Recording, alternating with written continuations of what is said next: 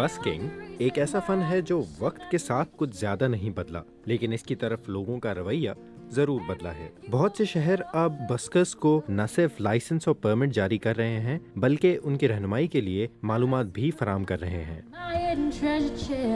आप कितना कमा लेती हैं? I make a living. Oh, come on. Roughly? No, I shan't tell you.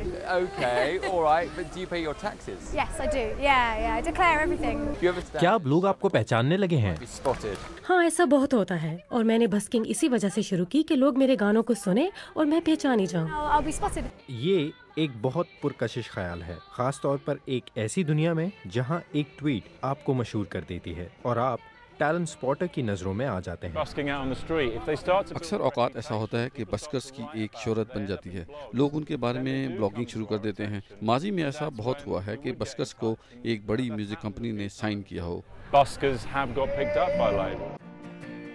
बस्कर्स के दरमियान पुरकशिश जगहों के लिए मुकाबला सख्त होता है। लंदन अंडरग्राउंड हर साल ऑडिशंस मुनक्किद करवाता है। बस्कर्स का इंतखाब करने के मयार क्या हैं? ऐसी आवाज़ और धुन जो कि सुर में हो, बजाने वालों का रवैया पुरकशिश हो और वो लोगों को अपनी तरफ खींच सकें।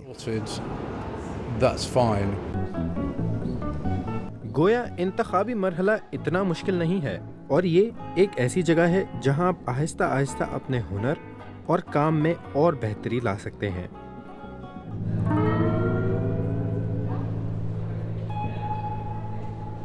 और क्या पता किसी दिन आपको चेंज की जगह कोई राह चलते हुए रिकॉर्ड लेबल का कॉन्ट्रैक्ट ही दे जाए।